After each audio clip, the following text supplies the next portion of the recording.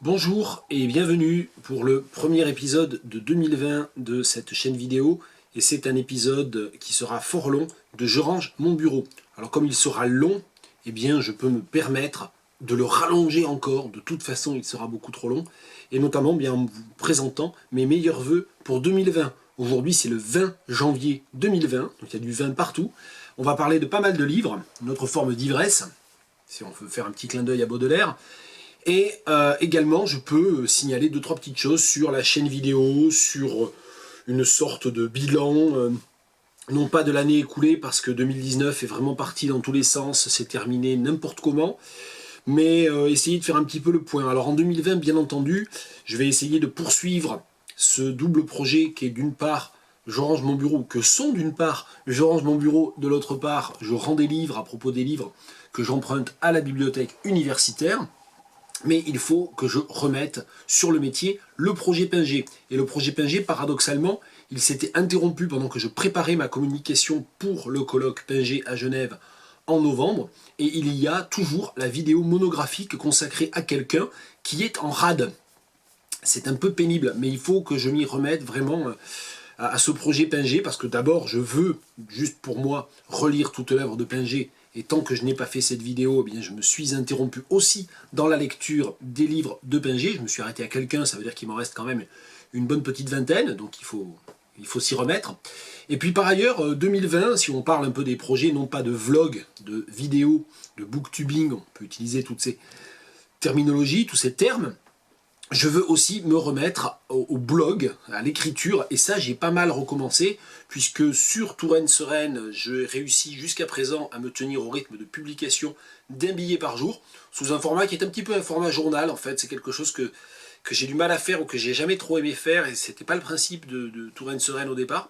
Mais après tout, c'est une manière de se remettre à l'écriture de manière un peu à la fois contraignante en termes de publication, un billet par jour, mais pas contraignante du point de vue du format. Donc ça c'est pas mal. On verra où ça va. Et puis dans l'autre blog, dans le blog MU2M, musicien masque de mots, le blog Anthracite, comme je l'appelle aussi parfois, eh bien je me suis remis aussi à l'écriture avec un projet qui, lui, pour le coup, repose sur une vraie contrainte d'écriture qui demande de la recherche, de l'écoute. C'est tout un projet autour des sonates de Scarlatti, et j'écris une série de textes à partir de l'écoute des sonates de Scarlatti. Il y a tout un principe de contrainte arithmétique assez complexe, très contraignant, et qui m'amuse beaucoup. Et ça, pour le coup, j'arrive pas à écrire tous les jours sous ce format-là. Mais pour l'instant, je tiens à peu près le rythme. Bon, si vous voulez plus de détails, vous allez sur les blogs en question, Touraine Sereine et Musicien Masque de Mots, où vous me redemandez des détails. On peut échanger aussi en commentaire en dessous de cette vidéo. Voilà, 3 minutes déjà pour ne pas parler du sujet du jour, c'est-à-dire je range mon bureau. Donc on va commencer pour de bon avec le préambule désormais classique. Je range mon bureau, mais dans le cas de je range mon bureau aussi, je vous ouvre un petit peu les portes. Attention, il va y avoir une mixed metaphor d'enfer. Je vous ouvre les portes de mes Pléiades, et donc on choisit toutes les semaines un Pléiade différent. Je ne sais pas pourquoi je dis toutes les semaines, parce que je range mon bureau, en ce moment c'est plutôt un par mois. Donc je vous ouvre à chaque nouvel épisode mes étagères, et on ouvre un Pléiade presque au hasard. Et c'est l'occasion aussi de faire le tour de cette partie-là de ma bibliothèque. Puis quand on aura fini les Pléiades, on pourra passer à autre chose, à la poésie, à ce qu'on veut. Le Pléiade d'aujourd'hui, il n'a pas été choisi au hasard du tout, c'est le tome des romans et nouvelles de Huysmans. J'ai eu l'occasion de vous dire la dernière fois, je crois, que je l'ai eu en cadeau pour mon anniversaire, il y a un peu plus de 2 mois, et j'ai déjà lu 3 livres de Huysmans. Je n'ai pas relu encore celui que je connaissais le mieux, c'est-à-dire À rebours, c'est souvent celui que tout le monde connaît, ou que tout le monde connaît le mieux, mais je ne déroge pas à la règle. Et depuis, j'ai lu Les Sœurs Vattars, En ménage et En rade. Et je vais vous lire un extrait d'En rade, En rade de Huysmans. C'est un extrait de la fin du chapitre 4. Il prit sa femme sous le bras, et ils se promenèrent dans la cour, saisis par le silence énorme de la campagne. Ce silence fait d'imperceptibles bruits de bêtes et d'herbes qu'on entend lorsqu'on se penche.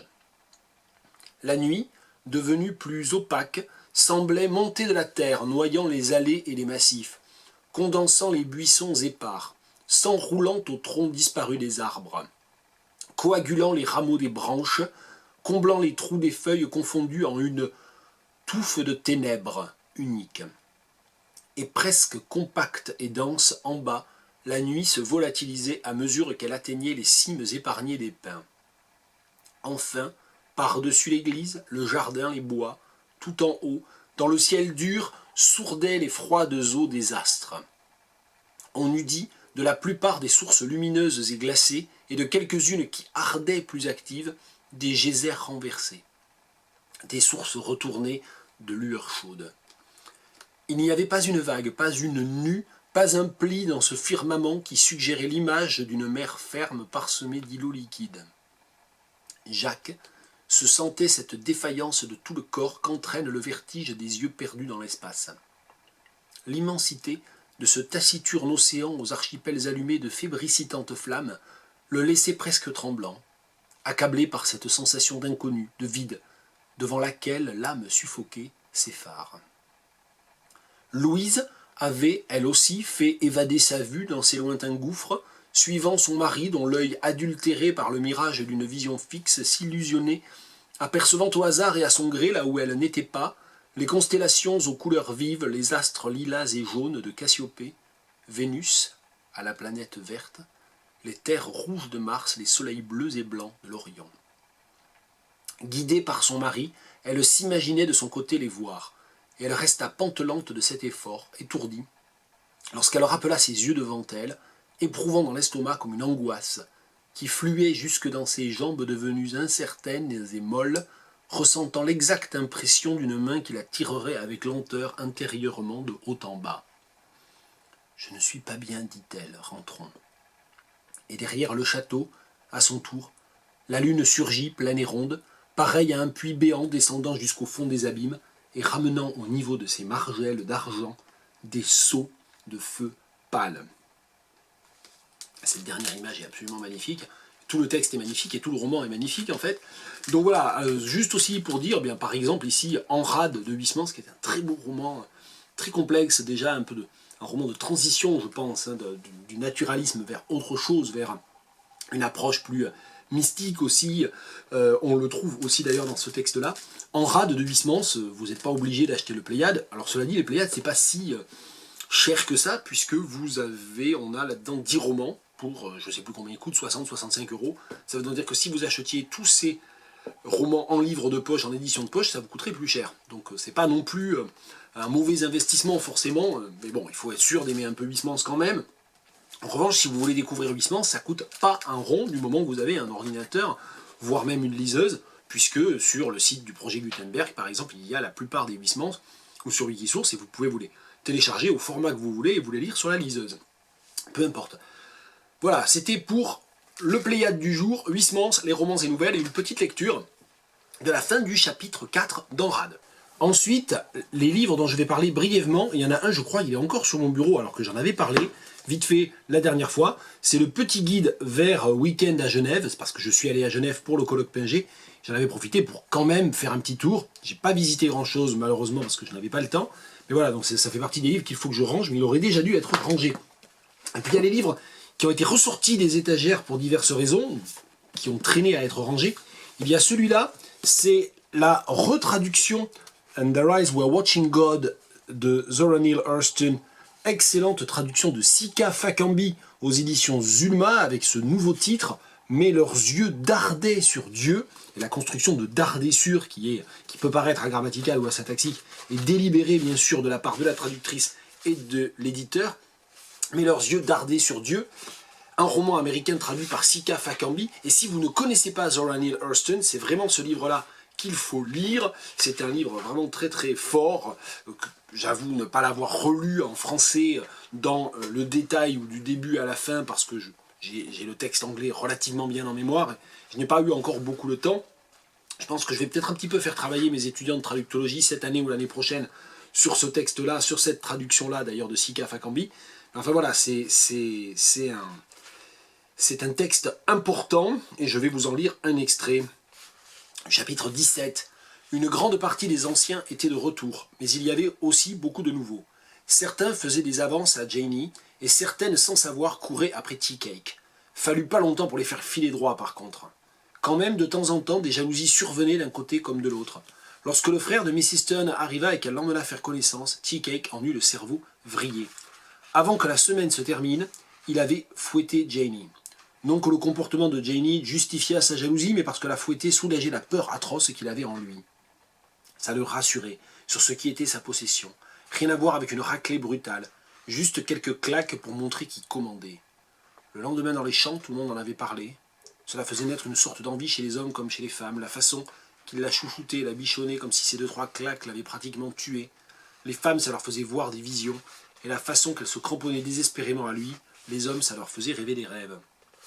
Voilà, je ne continue pas ce passage-là, mais c'est pour montrer en quoi le texte, justement, problématise de manière extrêmement ambivalente les relations entre personnages, bon, dans ce contexte, évidemment, très particulier, ici, bon, évidemment, de la plantation, c'est évidemment, notamment autour du personnage de Janie May Crawford, qui est ici, dont il est ici question, que se trouve ce portrait très important sur la question de l'émancipation et de l'esclavage. Et c'est un des livres les plus forts sur, on va dire, non pas sur l'esclavage en tant qu'expérience spécifiquement, mais sur justement tout le parcours biographique et le parcours individuel qu'a impliqué cette expérience de l'esclavage. Pour les personnes, je vois passer ça pas mal sur Twitter ces jours-ci, comme s'il y avait une sorte de prise de conscience ou de mauvaise conscience, je ne sais pas, pour les personnes qui cherchent désespérément des livres d'autrices, de femmes écrivains, d'écrivaines à lire, eh bien celui-là, il faut vraiment le recommander, Zora Neale Hurston, mais leurs yeux dardés sur Dieu. Voilà. Je continue avec ça, avec 2 livres qui ont été retirés des étagères, celui-là parce que c'est mon épouse qui a fini par le lire, moi je l'ai lu il y a fort longtemps, Qui N.S. de Sébastien Doubenski, c'est un petit récit publié aux éditions Joël Losfeld en 2010, voilà, je l'avais lu à sa sortie, et ce livre est un des livres, moi, que je trouve les plus réussis de l'œuvre française, de l'œuvre en français de Sébastien Doubenski. Et donc voilà, donc si vous ne connaissez pas Sébastien Doubenski, ben moi c'est mon conseil pour entrer dans son œuvre. Ensuite, si vous lisez l'anglais, vous avez déjà eu l'occasion de m'entendre parler de l'œuvre de Seb Doubenski, puisque quand il écrit en anglais, il abrège son nom en Seb. Et donc voilà, c'est pour vous dire, eh bien, ça c'était un livre qui est très fort, qui est vraiment à la fois très bien écrit, très bien construit, qui travaille cette figure de Billy the Kid d'une manière intéressante. Donc si vous vous intéressez aussi à la mythographie de l'Ouest américain, il y a quelque chose là qui va forcément vous happer. Donc ça n'est pas un énième livre autour de Billy the Kid. Ondatier l'a fait, Jack Spicer l'a fait, Sébastien Doubenski l'a fait aussi. Voilà. Autre livre que j'ai sorti des étagères, là c'était pour vérifier quelque chose. C'était pour en conseiller la lecture aussi, tiens d'ailleurs à mon épouse qui ne l'avait pas lu encore, mais c'est un livre dont j'ai déjà parlé il y a 1 an à peu près dans Je range mon bureau. C'est le dernier roman, le premier, je ne sais plus ce que je dis, c'est le premier roman d'Ahmed Slama, Orance. Alors je vous renvoie à l'épisode de Je range mon bureau où j'en ai parlé beaucoup plus longuement. Mais c'est pour dire aussi la raison pour laquelle j'ai sorti ce livre, c'est parce que Ahmed Slama a relancé sa chaîne vidéo YouTube. Il y a une première vidéo absolument magistrale, passionnante, foisonnante, sur le lien entre la révolution algérienne, la guerre civile, le polar. Et donc c'est passionnant, il parle de plein de choses intéressantes. J'essaierai de penser à donner le lien en dessous, sinon réclamez-le-moi, la chaîne vidéo d'Ahmed Slama. Mais si vous tapez Ahmed Slama, voilà comment ça s'écrit, sur YouTube, vous trouverez ça sans problème. Et puis, surtout, si vous n'avez pas lu Orance, c'est vraiment un très très beau livre, un livre très prometteur d'un début d'œuvre qui promet. On continue avec des livres que j'ai lus tout récemment. Et il y a un des tout derniers livres parus des éditions du Réalgard, et j'en parle régulièrement, c'est cette merveilleuse collection L'Or Piment, dirigée par Lionel Bourg. Et ici, il s'agit d'un livre de Benoît Martin avec des photographies d'Irène Sinou. Je rappelle le principe des éditions L'Or Piment, c'est toujours la rencontre entre un poète et un plasticien, une poète, une plasticienne, etc. Et ici, c'est Minuit écartelé de Benoît Martin. Et c'est un livre qui est en 2 parties, avec donc la partie qui s'intitule Minuit écartelé, qui est une série de prose qui se présente même d'ailleurs sous la forme d'un journal avec des dates, des datations, mais ça mélange des textes quand même de type prose poétique, vers, avec des textes beaucoup plus prosaïques, on va dire. Et il y a une deuxième partie qui s'intitule, j'arrive pas à retenir, frissonné, seulement frissonné, et qui est beaucoup plus classiquement, on va dire, versifié. C'est en vers libre, mais c'est... Et je dois avouer que c'est cette partie-là que j'ai préférée, moi, peut-être que j'ai des goûts trop académiques, je ne sais pas. J'ai préféré, et de loin, cette série de poèmes qui commence à la page 93 avec une épigraphe de Mayakovsky. Le nom du traducteur ou de la traductrice n'est pas donné, je le signale, c'est pas bien. Parce que moi, j'aime bien quand même quand on cite un texte français avec son véritable auteur, et le véritable auteur, c'est pas Mayakovsky. Mayakovsky n'écrivait pas en français. Bon, peu importe, ça c'est mes pinaillages ou mes petites fixettes à moi. Et j'ai vraiment beaucoup aimé cette partie-là aussi. C'est de ce frissonner, seulement frissonner, que je lirai tout à l'heure un extrait. Je voulais juste vous montrer aussi un peu les photos, comment le livre, l'intérieur du livre, comment il se présente et comment les textes alternent avec les photographies donc d'Irène Sinou. Alors évidemment, avec mon appareil photo, ça ne va pas donner grand-chose. Mais je vais vous montrer, voilà, il y a des photos qui ont un grain vraiment étonnant. Donc ça, il faut vraiment les voir. Ça veut dire qu'il faut l'acheter. C'est ça que ça veut dire. Hein. Donc Irène Sinou, Benoît Martin, ça coûte rien. C'est vraiment, ça coûte 16 €. Voilà, il y a des photos couleurs avec ici, on ne sait pas, non, c'est pas un hérisson d'ailleurs. Je ne sais pas ce que c'est. Ça a l'air d'être un volatile, peut-être une perdrix, je ne sais pas, morte, je ne sais pas trop. Donc, on ne sait pas toujours exactement ce qu'on voit, ce qui moi me dérange pas. Ou alors c'est moi qui suis bigleux, c'est possible aussi, voilà. Donc ça, c'est les photos d'Irène Sinou, qui, alors on dit plus jamais illustrées, mais on dit dialoguer avec, ou je sais pas, enfin, peu importe. Donc c'est les photographies d'Irène Sinou. Et je vais vous lire un poème de la deuxième partie du livre, Au couchant de la vie. Le monde est une curée, trop rare pélican, trop rare marabout au-dessus de la passerelle s'attarde. Emportez mes amis, emportez-moi. Je ne m'emporterai plus, vous savez. Alors, serrez-moi dans vos griffes, portez-moi dans vos serres, enfant ou vieillard, avatar d'existence dans l'étranger glapissant. Portez, emportez-moi au loin, au large, dévorez-moi car vous seuls me méritez, oiseaux naufragés. Enrant de la brume et du macadam, nourrissez de mon corps vos épouses, vos mères et vos enfants, aux mille couchants de vos espoirs. Et en face, tiens, on parle de dialogue ou d'illustration, voilà le poème que je viens de vous lire, Au couchant de la vie, et avec une photo qui représente de toute évidence des mains de vieillards en train de ramasser des cartes de jouer, je sais pas, à la belote. Non, pas à la belote, parce qu'il y a un 3 de trèfle, donc ça peut pas être la belote.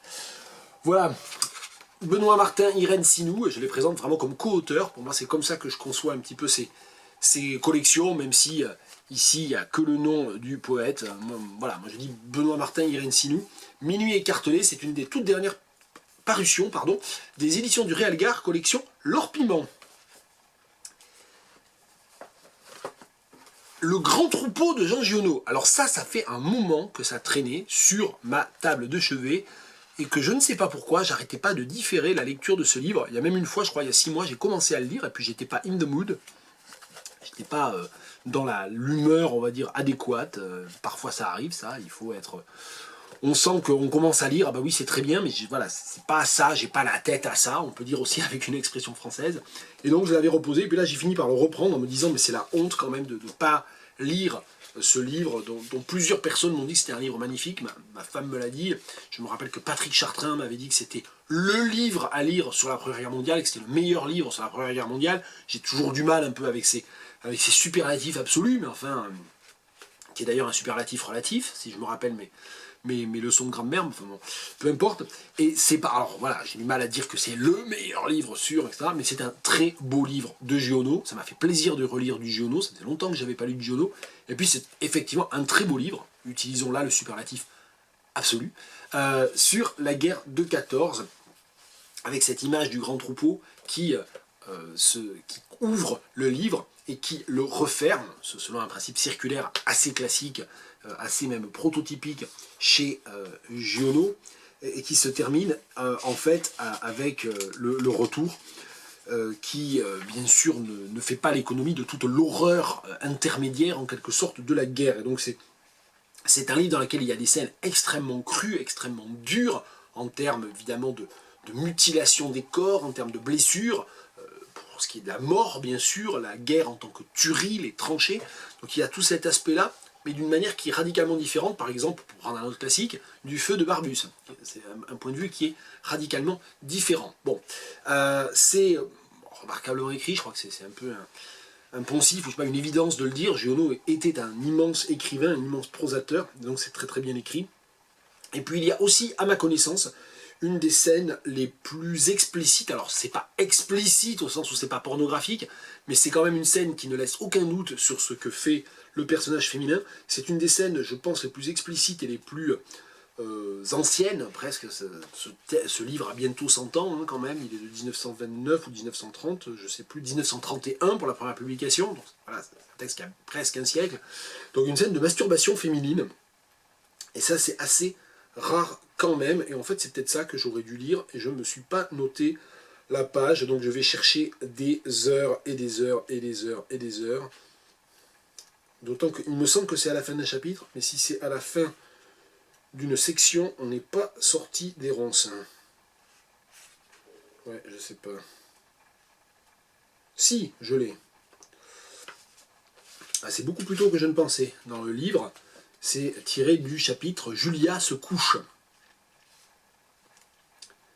Elle enleva sa chemise, prit le bon torchon rude pour s'essuyer, puis elle souffla la bougie et elle s'approcha de la fenêtre qui soufflait des étoiles et du vent. Elle passa le torchon épais sous ses seins bien autour, puis dessus avec la main ronde. Elle faisait comme quand on essuie des petits melons tachés par la boue d'arrosage. Et c'est vrai, avec toutes ses veines et ce bout dur comme un bout de tige, on dirait bien des petits melons craquant entre les doigts et durs. Elle a plaisir à essuyer comme ça le dessus des seins, puis elle frotta ses flancs, et elle tendait la peau pour aller au fond des plis de graisse. Elle y passait le torchon au bout de son doigt, comme dans des rainures, elle frotta ses cuisses rousses. Le vent volait haut dans la nuit comme un gros oiseau. À cette fin d'août, la terre sentait toujours le blé par ses éteules et par ses gros gerbiers, abandonnés des hommes qui rôtissaient sur les airs. La nuit s'était calmée et il faisait chaud. Toute la chair de Julia respirait et prenait son plaisir d'être libre et sans poussière, et de porter son sang enflammé jusque contre la tiédeur de la nuit. Elle luisait dans l'ombre. Elle se regarda, elle se voyait dans le bain de la nuit, elle se voyait maintenant depuis ses seins jusqu'à ses pieds, en bas, au fond de l'ombre. Elle a 2 plis sur les hanches qui descendent vers le bas du ventre.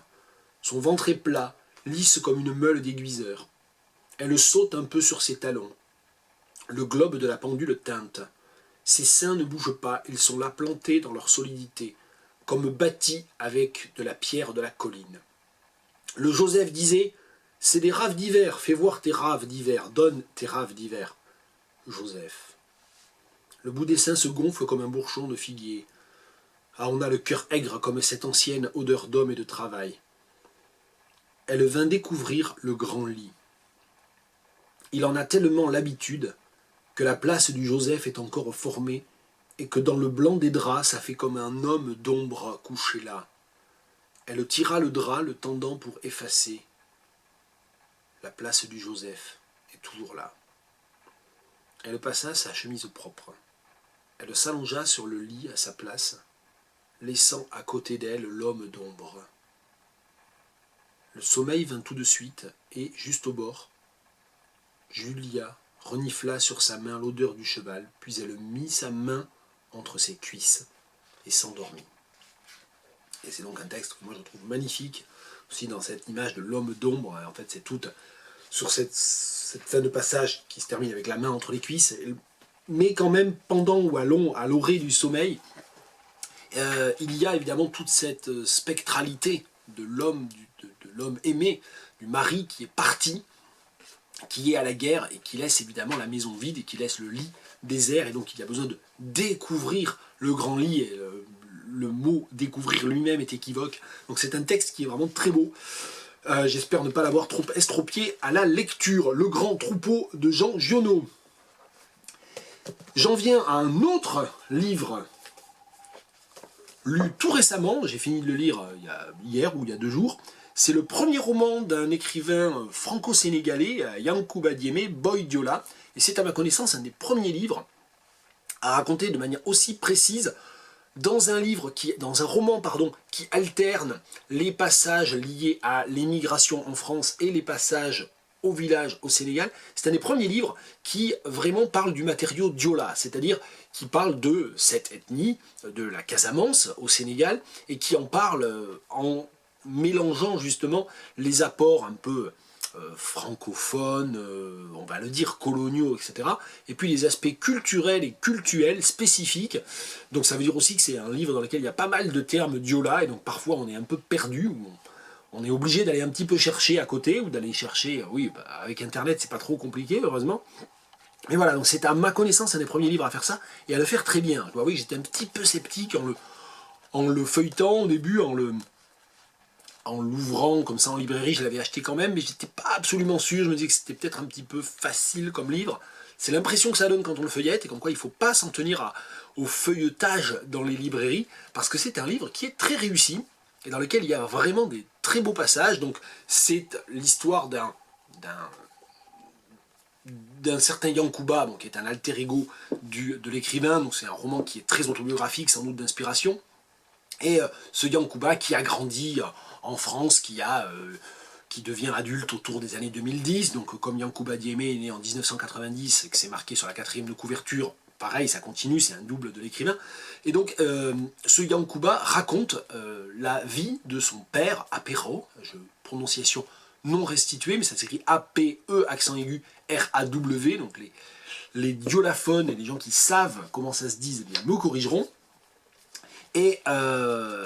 Et en fait, il raconte comment son père a quitté tout d'abord le village pour aller à Dakar autour des années 60, quand lui-même était dans l'adolescence, hein, autour de 20 ans, et comment ensuite il s'est embarqué sur un navire à destination de Marseille, et comment il s'est installé en France. Et donc son père est devenu, c'est une histoire complètement classique, c'était le plein emploi, les usines de voitures, les usines diverses et variées employées à tour de bras en région parisienne, et donc il se retrouve en région parisienne.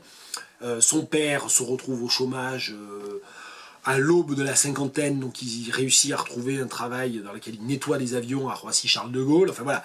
Donc il y a tout ce portrait en fait de l'émigration de son père, mais il y a aussi le retour au pays, le village, les traditions du village, et donc il y a un chassé-croisé permanent, un aller-retour permanent entre ces deux éléments, qui ne sont pas d'ailleurs des éléments du présent et du passé, parce qu'il y a des scènes qui se passent en Casamance et qui sont en fait très récentes dans l'ordre du récit. Donc voilà, c'est un livre vraiment très très chouette, moi j'ai bien aimé, et je vous le recommande. Ça n'est pas compliqué à lire, donc ça l'impression en feuilletant en librairie était juste, on va dire, mais c'est un livre quand même durable. Et de Boy Diola, je vais vous lire deux extraits différents, un très bref, pour vous donner juste un exemple de l'utilisation des termes Diola et de la culture Diola, même dans des passages qui ne se passent pas en Casamance, et puis l'autre un petit peu plus long, qui est un extrait de mon chapitre préféré, Océan, dans lequel Yankuba Diémé raconte la traversée de l'Atlantique, le voyage de Dakar à Marseille à bord du bateau. Et le premier extrait que je voulais vous citer, très bref, c'est page 156. Apéro, alors qu'il est jeune homme, avec un ami, Kalilou, se promène du côté de Pigalle. Et voilà ce que Yankuba Diémé écrit. Kalilou porte une redingote impeccable, un nœud papillon, des chaussures plus cirées qu'humeur. Il se balade avec une mallette à moitié vide et de grosses lunettes. On s'en fout, c'est pour le style seulement. Les deux copains ne sont pas là pour blaguer. Ils se pavanent avec la prestance du kumpo. Ils n'ont pas le temps. Apéro et Kalilou se sont rencontrés autour d'une table dans un maquis à Abidjan. Et la phrase que je voulais commenter, c'est « ils se pavanent avec la prestance du kumpo ». Et le kumpo, c'est un des masques traditionnels, hein, des rites d'initiation en Casamance. En fait, c'est un masque spécifiquement diola, en fait.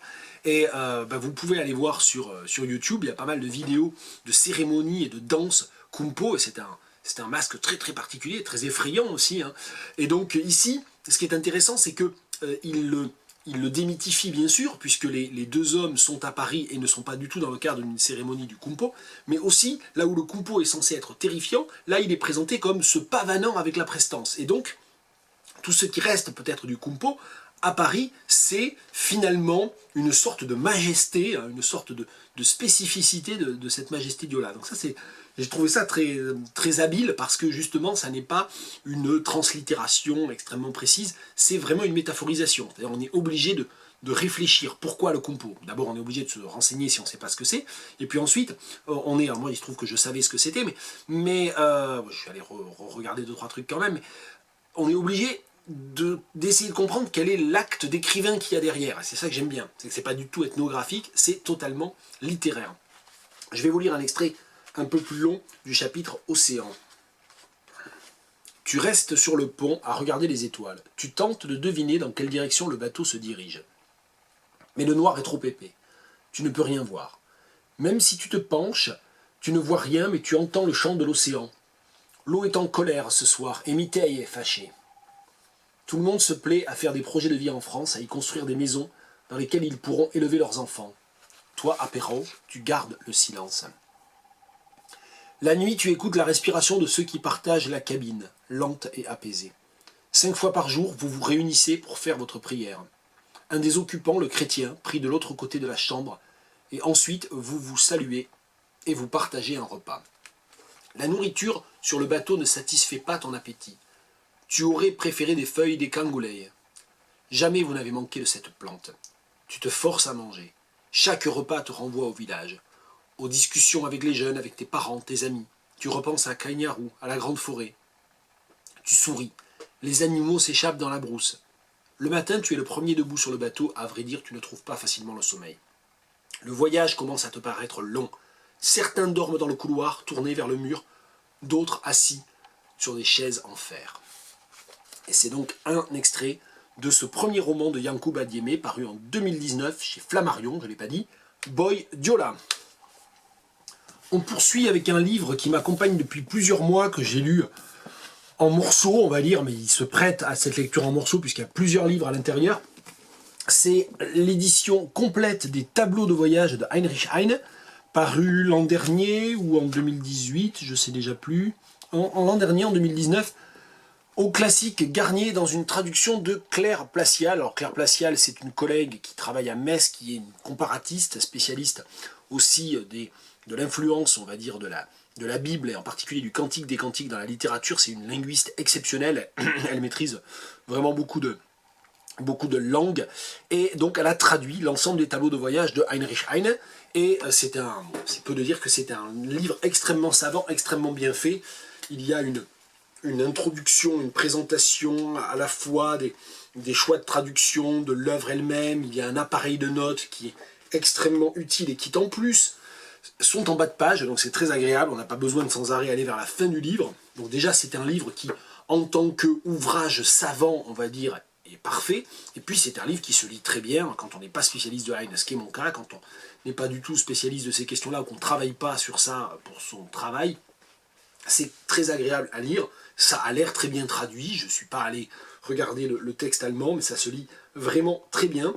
Et je vais vous en lire un extrait du livre, j'allais dire du livre central. On ne sait plus s'il occupe vraiment cette place-là, parce qu'il y a le voyage dans le Harz, la mer du Nord, et ensuite il y a le voyage de Munich à Gênes, et ensuite, oui, l'ensemble des fragments anglais, bon, je ne sais plus bien, en fait. Bon, le livre qui est central, qui est un de ceux qui m'a le plus étonné, en fait, c'est ce livre qui s'appelle « Les idées » de Monsieur Legrand, je crois, je ne sais plus. J'arrête pas d'oublier le nom, le livre de Legrand, c'est tellement bizarre que j'arrive pas à me le mettre en tête. Idée, le livre de Legrand. Allez, je le mets à l'écran, comme ça on risque pas de se tromper. Voilà, et c'est dans ce livre-là que j'ai trouvé qu'il y avait les pages les plus phénoménales, les plus mémorables. Et tient notamment ici.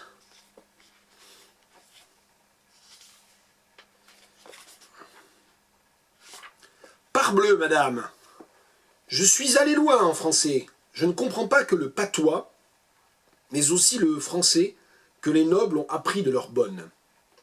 Il y a peu encore, dans une noble société, j'ai compris presque la moitié du discours de 2 comtesses allemandes, dont chacune avait plus de 64 ans et autant d'ancêtres. Oui, au Café Royal à Berlin, j'ai une fois entendu un monsieur Hans Michel Mertens parler français, et j'ai entendu chaque mot, même s'il ne disait rien à quoi l'entendement est part. On doit connaître le génie de la langue, et c'est en jouant du tambour qu'on l'acquiert au mieux. Parbleu, que ne dois-je pas au tambour français, qui fut si longtemps en quartier chez nous, et qui ressemblait à un diable, et qui avait pourtant un cœur d'une angélique bonté, et qui tambourinait si admirablement. C'était une petite figure mobile, avec une effroyable moustache noire, sous laquelle les lèvres rouges s'entêtaient à saillir pendant que les yeux de feu tiraient ici et là. Moi, petit garçon, je m'accrochais à lui comme une bardane et l'aidais à faire luire ses boutons comme des miroirs et à blanchir sa veste à la craie. C'est que Monsieur le Grand aimait plaire. Et je le suivais pendant sa faction à l'appel, à la parade. Il n'y avait là qu'éclat des armes et enjouement. Les jours des fêtes sont passés. Là, il y a une note renvoyant à la référence qui est un opéra de Grétry. Monsieur le Grand ne savait que peu d'allemand, que les impressions principales. Brot, Kuss, Ehre, pain, baiser, honneur. Mais il savait très bien se faire comprendre en tambourinant. Par exemple, si je ne savais pas ce que voulait dire liberté, il jouait au tambour la Marseillaise, et j'ai compris. Si je ne savais pas le sens du mot égalité, alors il jouait la marche ça ira, les aristocrates à la lanterne, et j'ai compris. Si je ne savais pas ce qu'était bêtise, alors il jouait la marche de Dessau, que les Allemands, comme le raconte Goethe, ont joué en Champagne. Et j'ai compris. Il voulut un jour m'expliquer le mot « l'Allemagne ». Et il joua ces vieilles mélodies par trop simples que l'on entend les jours de marché pour faire danser les chiens, c'est-à-dire « doum, doum, doum ». Je me suis énervé, mais j'ai compris. Il m'enseigna d'une semblable manière l'histoire plus récente. Je ne comprenais certes pas les mots qu'il disait, mais puisqu'il jouait sans arrêt du tambour en parlant, je savais tout de même ce qu'il voulait dire. Au fond, c'est la meilleure méthode pour apprendre. On ne comprend bien l'histoire de la prise de la Bastille, des Tuileries, etc., que lorsqu'on sait comment, dans de telles circonstances, on a joué du tambour. Dans nos manuels scolaires, on ne lisait que « Leurs excellences les barons et comtes et leurs excellences les épouses furent décapités, leurs altesses, etc. » Mais quand on entend au tambour la marche rouge de la guillotine, on comprend pour la première fois vraiment. Et on apprend le pourquoi et le comment. Madame, c'est une marche bien singulière, elle me fit frissonner les pieds à la tête la première fois que je l'ai entendue. J'ai été content de l'oublier. On oublie ce genre de choses en grandissant. Un jeune homme a tant d'autres connaissances à garder en tête. Le whist, le Boston, les tables généalogiques, les résolutions du Parlement, la dramaturgie, la liturgie, le droit de couper la viande. Et vraiment, même en me creusant la tête, je ne pus pendant longtemps me rappeler cette violente mélodie. Un extrait des Idées, le livre de Legrand, un des tomes des tableaux de voyage rassemblés pour la première fois, c'est la première fois apparemment qu'on a une édition française qui reprend tous les tableaux de voyage dans un même livre avec une seule et même traductrice, l'excellente Claire Placial que je salue. Mais même si elle ne regardait pas cette vidéo, elle la regardera peut-être pas d'ailleurs, je dirais quand même qu'elle est excellente. Heureusement, l'objectif de ces vidéos n'est pas de présenter un exposé détaillé ou une analyse ou une étude détaillée des différents livres que j'ai besoin de ranger pour faire place nette sur le bureau, car je veux aujourd'hui aussi vous parler brièvement donc de Martin Eden de Jack London. Alors si vous allez sur mon blog Touraine Sereine, vous verrez que j'en ai un petit peu parlé. Donc voilà, ça c'est autant de déblayer. J'en avais parlé un petit peu aussi sur Twitter au fur et à mesure de ma lecture. Mais une des choses que moi je veux dire, c'est que Jack London, je ne l'avais jamais vraiment lu. Je crois que j'ai dû lire L'Appel de la forêt dans une édition pour la jeunesse quand j'avais 12 ans et j'avais soit pas compris grand chose, soit pas trop aimé, en tout cas ça ne m'a pas marqué. Et donc j'ai mis, écoutez, plus de 30 ans à me décider à relire Jack London. Et la raison pour laquelle j'ai lu Martin Eden, c'est que j'ai vu passer de nombreuses références à Martin Eden depuis 2 ou 3 ans, un petit peu partout. Et donc c'était un petit peu curieux, on va dire ça comme ça. Et donc je me suis dit, il faut que je le lise. Une autre raison, c'est que mon épouse a lu en fait Martin Eden dans la traduction la plus ancienne, celle de Claude Sandré, qui est reprise dans les bouquins Lafon, sachant qu'il y a une traduction plus récente en Pléiade et en folio, sous la plume de l'éminent Philippe Jaworski. Je ne connais ni l'une ni l'autre de ces traductions, mais j'ai un petit peu comme projet d'aller y jeter un œil un peu plus détaillé. J'ai réemprunté la traduction qui est en bouquin Lafon, et puis là, je ne peux pas parce que la bibliothèque universitaire est fermée du fait que le site des tanneurs est bloqué suite au mouvement social, mais dès que ça sera possible, j'irai regarder de ce côté-là aussi. Alors Martin Eden, c'était un livre foisonnant, extrêmement riche, très très bien écrit, et c'est pour moi vraiment la plus grande découverte c'est pas seulement le fait que Jack London n'a pas seulement une œuvre liée à ses aventures, à sa vie dans l'Ouest, et puis à toutes ses expériences un petit peu dans la nature sauvage, qui sont ce que l'on retient quand, évidemment, on s'intéresse à Béliou la fumée, Cro-Blanc, l'appel de la forêt, etc. Ce qui, moi, m'a intéressé, c'est évidemment ce côté roman d'artiste, Künstlerroman, et puis le côté Bildungsroman, roman de formation, mais tout ça repris d'une manière très très ironique. Donc c'est un livre qui date du début du XXe siècle, et on voit bien que les modèles du Bildungsroman, du Künstlerroman, qui sont travaillés depuis plus d'un siècle par les plus grands écrivains, pas seulement anglophones d'ailleurs, mais aussi anglophones, on peut penser à Dickens entre autres, ce modèle a totalement vécu, en ce sens où il s'est forcément transformé, et où surtout il fait l'objet d'un travail ironique. Ce qui veut dire qu'à de nombreux égards, Martin Eden est un anti-Bildungsroman, mais c'est totalement un Künstlerroman, si ce n'est que l'artiste en question, l'écrivain en question, ne devient pas écrivain au terme d'un long processus, il est écrivain, il se sait écrivain très vite et tout de suite, et on ne le voit pas à l'enfance, on le voit au moment où il se comprend comme écrivain, où il comprend qu'un des problèmes pour devenir écrivain, pour être reconnu comme écrivain, c'est la question du milieu social et des problèmes de classe, et donc il va chercher à devenir un transclasse, à changer de classe sociale, à se cultiver de manière à pouvoir épouser non pas la culture, mais les codes en fait de la classe culturelle dominante et de la classe économique en fait dominante. Il y a aussi évidemment toute une histoire d'amour et toute une question de projection amoureuse là derrière. Ce qui est intéressant, c'est qu'il se sait presque dès le début écrivain, et il écrit dès le début des textes qu'il critiquera plus tard, mais qui sont quand même des textes qu'il va réussir à vendre à terme. Donc c'est ça qui est assez intéressant dans ça, c'est que ça n'est pas un roman qui problématise la progression réellement dans la capacité à écrire. Ce qu'il problématise, c'est l'incapacité à se former, à être dans l'apprentissage, et donc la Bildung, elle s'est faite avant. C'est un grand écrivain, même quand personne ne le croit ou quand personne ne s'en rend compte, c'est un grand écrivain parce qu'il a déjà été formé. Il a été formé à quoi? C'est une des grandes thématiques de Jack London, on va dire à l'école de la vie, à l'école du travail, à l'école de la bourlingue. Il a été marin, voilà, il connaît la vie, il connaît la vie matérielle, il connaît le monde du travail manuel, et donc c'est ça son apprentissage. Et son apprentissage, donc, il est avant le début du roman.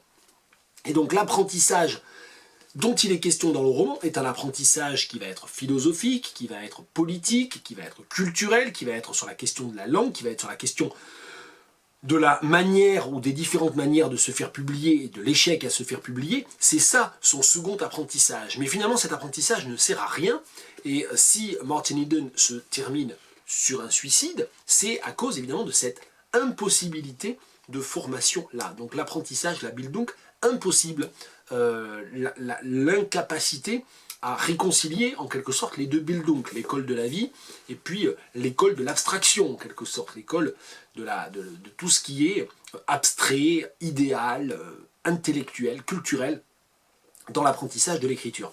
Et donc c'est extrêmement ambigu et on ne sait pas vraiment de quel côté tire le roman, et c'est aussi pour ça qu'il est très très beau.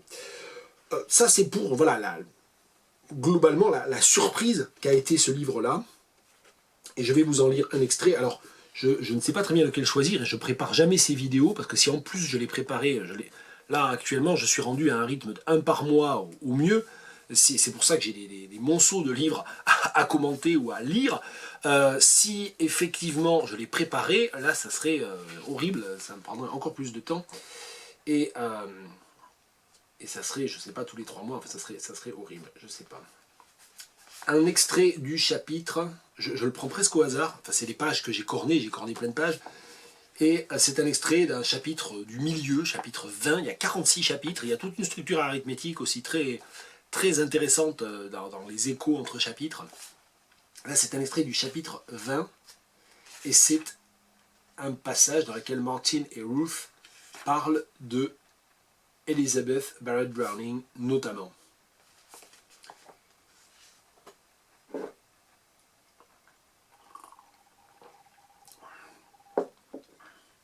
He was warm and bungling of speech, and very happy. As he replied to her, and there was dancing in his mind, throughout the telephone conversation, the memory of Browning and of sickly Elizabeth Barrett. What had been done could be done again, and he, Martin Eden, could do it and would do it for Ruth Moores. He went back to his room and to the volume of Spencer's Sociology lying open on the bed, but he could not read. Love tormented him and overrode his will so that, despite all determination, he found himself at the little ink-stained table. The sonnet he composed that night was the first of a love cycle of 50 sonnets, which was completed within 2 months. He had the love sonnet from the Portuguese in mind as he wrote, and he wrote under the best conditions for great work, at a climacteric of living in the throes of his own sweet love madness. The many hours he was not with Ruth he devoted to the love cycle, to reading at home or to the public reading rooms, where he got more closely in touch with the magazines of the day and the nature of their policy and content. The hours he spent with Ruth were maddening alike in promise and in conclusiveness. It was a week after he cured her headache that a moonlight sail on Lake Merritt was proposed by Norman and seconded by Arthur and Olney. Martin was the only one capable of handling a boat, and he was pressed into service. Ruth sat near him in the stern, while the 3 young fellows lounged amidships, deep in a wordy wrangle of frat affairs. Et je ne lis pas pour que la vidéo n'atteigne pas les 2 heures ou je ne sais pas combien.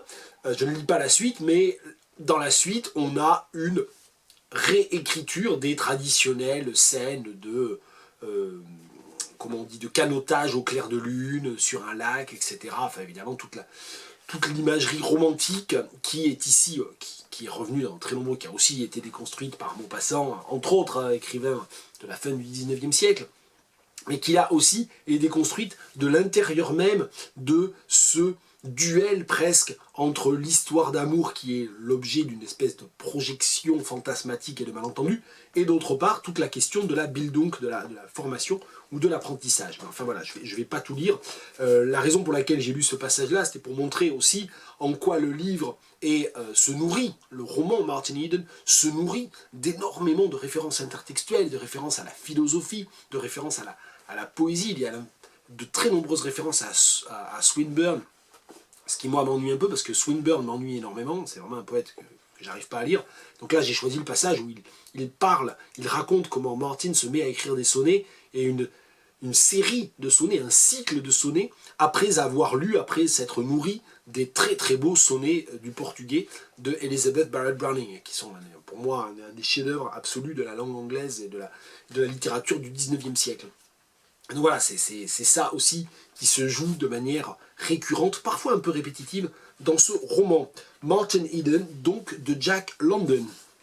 Bon, c'est bien qu'on se soit fait un petit moment Heinrich Heine, un petit moment Jack London, parce que sinon on va me reprocher de ne lire que de l'ultra contemporain. Et c'est vrai que je lis beaucoup d'ultra contemporain, comme je lis beaucoup.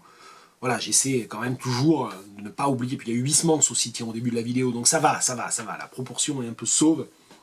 Là, je vais vous parler d'ultra contemporain, et je vais vous parler de Bernardine Evaristo. Bernardine Evaristo, notamment à cause de son tout dernier roman, qui vient d'avoir le Man Booker Prize. Je crois qu'elle l'a partagé avec Margaret Atwood d'ailleurs, pour ce livre-là, Girl, Woman, Other. Non, elle a eu le Booker Prize. C'est le Booker Prize, pardon, pas le Man Booker Prize. Bon. Les prix littéraires, ça ne me passionne pas trop, donc je sais pas. Voilà, je vais vous parler de ce livre-là, mais alors il se trouve que ce livre-là a été l'occasion d'un échange avec ma mère, qui m'a demandé si j'avais des livres de Bernardine Evaristo, etc., etc. Ça devait être en octobre, je pense, quelque chose comme ça. Et je lui ai dit ce qui était la vérité à l'époque, à savoir que Bernardine Evaristo, c'est une des écrivaines contemporaines de langue anglaise qui, selon moi, sont hyper importantes, qui sont des écrivaines majeures, mais j'en avais aucun. Pourquoi j'en avais aucun? Parce que je lis beaucoup en bibliothèque, comme vous le savez. Et donc du coup, ça a été l'occasion de faire un peu de la lumière à ma mère, qui a été gentille et qui me les a effectivement offerts. Donc j'ai eu, pour mon anniversaire, je crois, Girl, Woman, Other, ça je crois que c'est ma sœur qui m'a offert ça, je ne sais plus. Bon, Delphine, désolé, hein, si c'est toi qui m'as offert ça, j'ai oublié, je ne sais plus. Et puis, ma mère m'a offert Lara and the Emperor's Babe pour Noël. Alors, c'est des livres que j'ai déjà lus il y a un certain temps, qui sont pour moi les deux livres majeurs de Bernardine Evaristo. J'ai pas tout lu, mais maintenant que je commence à en avoir lu quelques-uns, je continuerai à dire que vraiment, c'est ces deux livres-là qui sont essentiels. Alors, ils sont essentiels pour moi aussi, parce qu'ils appartiennent à une forme assez rare, mais très importante, qui est le roman contemporain, ou le récit contemporain, en vers. Et donc, j'aurai peut-être l'occasion à un moment donné de faire une vidéo. Mais voilà, ça c'est juste pour ouvrir Lara au hasard. Vous voyez, c'est en distique. Et si on ouvre The Emperor's Babe, c'est pareil. C'est en distique. Alors, dans mon souvenir, c'est des alternances de tétramètre et de pentamètre. Et ça n'est pas rimé. Non, ça n'est pas rimé, me semble-t-il. Donc, c'est des livres qui m'ont marqué au moment où je les ai lus pour ça. C'est un peu comme The Golden Gate de Vikram Seth. Voilà, c'est pas très souvent qu'on lit des œuvres extrêmement contemporaines, très modernes, qui sont aussi des romans en vers, qui utilisent une forme versifiée. Donc ça m'a impressionné pour ça, mais ça m'a aussi impressionné parce que les thèmes sont vraiment passionnants. Donc voilà, donc c'était l'occasion de se rattraper un petit peu. Donc ma mère m'a offert ces deux livres de Bernardine Evaristo, dont je ne vous parlerai pas aujourd'hui, mais ma sœur, ça j'en suis sûr, m'a offert celui-là, Hello Mom, qui est un de ses livres les plus courts, qui est fait pour je pense, a été écrit, en tout cas a été publié avec l'objectif d'avoir des lecteurs adolescents, jeunes adultes, etc.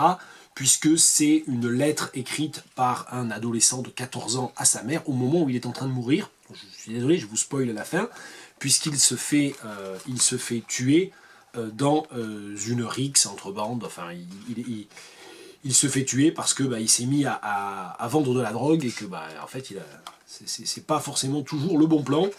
Donc voilà, donc c'est un texte en 10 chapitres, bref, hein, ça fait 80 pages, c'est pas mal écrit. Elle a essayé à la fois de parler des codes de la rue, de tout ce qui est la question des bandes rivales, etc. Et elle a essayé de le faire avec une langue qui est la langue des adolescents des cités, en Angleterre dans les années 2010. Donc, de ce point de vue-là, c'est quand même un travail qui est intéressant. Après, c'est pas son livre le plus abouti, c'est quand même un livre assez court, c'est une novella, c'est un petit récit comme ça. C'est pas mal fait, c'est bien foutu, on va dire, mais ça n'est pas un livre ultra mémorable non plus. Voilà, ça c'est Hello Mom.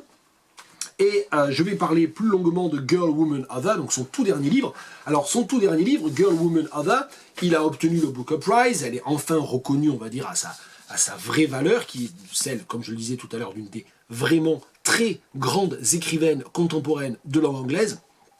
Mais, évidemment, vous me voyez venir avec mes gros sabots, pour moi, ça n'est pas du tout du même niveau que Lara et The Emperor's Babe. C'est un livre qui, je vais être assez méchant, c'est un livre que j'ai beaucoup aimé, c'est un livre qui peut se lire, je le recommande, hein, voilà, en dépit de ce que je vais dire après, je le recommande.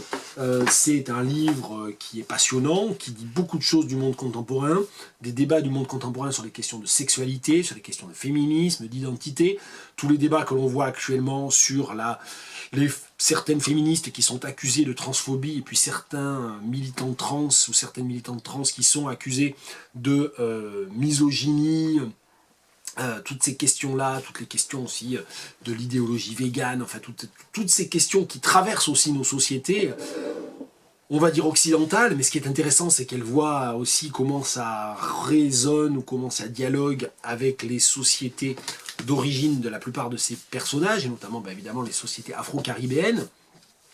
Donc toutes ces questions-là sont problématisées de manière très drôle, très bien écrite aussi dans ce livre-là. Mais comme j'allais le dire, le bémol pour moi, c'est que c'est un livre dans lequel je vois un petit peu trop le travail, c'est-à-dire notamment le travail d'édition. Moi j'ai le sentiment que c'est un livre qui a vraiment été écrit, planifié, on va dire composé même, à savoir que la structure même, narrative, etc., ça a été fait pour le Booker Prize, c'est-à-dire faire un livre qui rentre beaucoup plus dans les clous de ce qui actuellement se vend, de ce qui est considéré comme de la grande littérature, c'est-à-dire plusieurs personnages différents, plusieurs voix différentes, ces personnages se croisent, ça se passe, le point de départ c'est une représentation théâtrale, donc c'est le même soir et ces personnages vont se croiser le même soir, et donc du coup c'est l'occasion de faire des analepses et des prolepses dans tous les sens, sur la vie de ces différents protagonistes. C'est l'occasion aussi d'interroger des des endroits différents de la société britannique contemporaine et des endroits différents de l'idéologie britannique contemporaine. Ça permet aussi de parler du Brexit, mais pas trop. Voilà, donc il y a tout ce côté-là qui, moi, me paraît un peu formaté. Alors, c'est formaté, il y a un côté beaucoup plus formaté que dans ces deux livres, vraiment. Donc, je me permets de réinsister, mais si vous devez lire un seul livre de Bernardine Evaristo, il faut lire The Emperor's Babe ou Lara. Il ne faut pas se dire, oulala, mais c'est en vers, moi je ne lis pas ça. Je l'ai déjà conseillé à des gens qui ne lisent pas de poésie et qui ont trouvé ça super. Hein. Donc voilà. Et à ma mère notamment, qui a adoré, je crois, The Emperor's Babe. Bien, je reviens à Girl, Woman, Other. Donc voilà, c'est plus formaté et c'est en ça évidemment que c'est décevant. Je m'imagine que quelqu'un qui n'a jamais lu de livre de Bernardine Evaristo et qui lit ça, trouve ça très bien, et c'est de fait très bien. Donc j'ai rien à dire contre ça. C'est juste que quand on connaît le reste de l'œuvre, c'est pas forcément le livre que moi j'ai envie de mettre en avant. Mais vous l'avez compris désormais. Allez, on va s'en lire un petit morceau. Megan studied the photo of Bibi more closely. She was Asian, 20s maybe, thick, square black glasses, thick black hair about her shoulders. Serious expression, attractive, very. Megan already knew it was time to grow up. The whole point of leaving home was to find out where she began and her parents ended. Tell me more about what you know about feminism and gender, and I know I should already know, but I don't, okay? Gotcha, so here goes. Women are designed to have babies, not to play with dolls. And why shouldn't women sit with their legs wide open if they're wearing trousers of?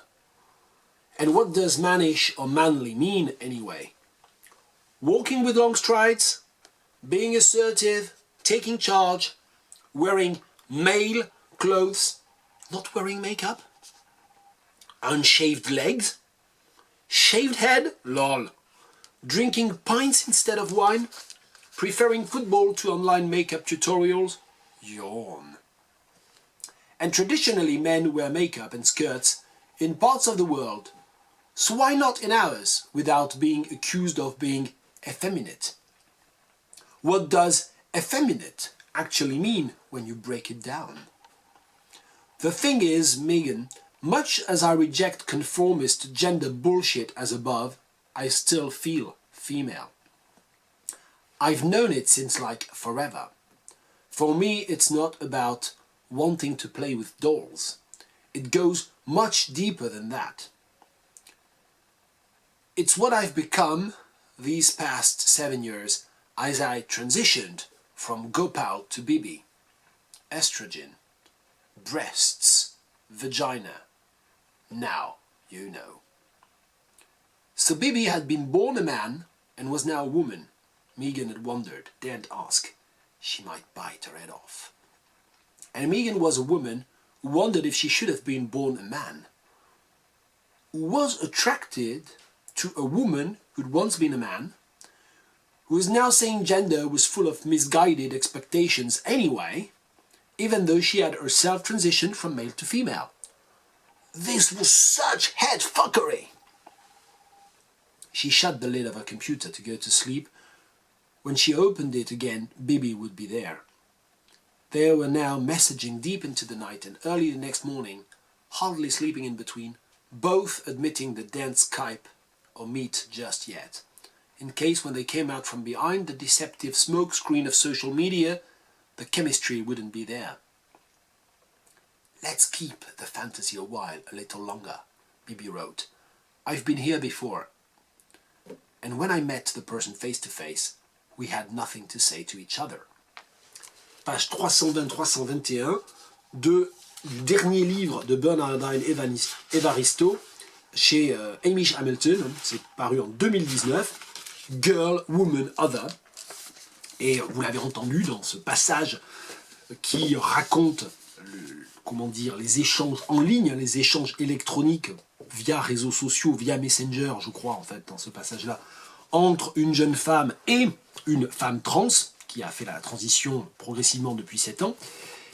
évidemment, il y a toutes ces questions qui sont rebrassées, qui sont intéressantes, qui se retrouvent bien sûr dans le titre, Girl, Woman, Other, ce qui veut dire aussi, j'en ai pas parlé, que Bernarda Evaristo, elle prend quand même un certain nombre de risques en prenant à bras le corps ces thématiques qui sont des thématiques extrêmement chargées, qui sont chargées idéologiquement parce qu'il y a de la transphobie et du sexisme traditionnel autour de ces questions-là, mais il y a aussi des disputes idéologiques, et pas que idéologiques, entre féministes, militants trans, etc., et qui s'entendent pas toujours très bien, et qui ont parfois des désaccords assez forts entre eux. Encore tout récemment, là on vient d'apprendre, je dois avouer que j'ai oublié le nom de la collègue en question, mais il y a une féministe, une spécialiste des questions féministes, dont la conférence, dans je ne sais plus quelle, vous voyez, je ne me souviens plus du nom, je ne me souviens plus de l'université, donc ça ne va pas servir à grand chose, mais dans je ne sais plus quelle université, sa conférence a été annulée suite à des menaces de perturbations assez fortes qui venaient de la part de militants trans, parce que ces militants trans disent que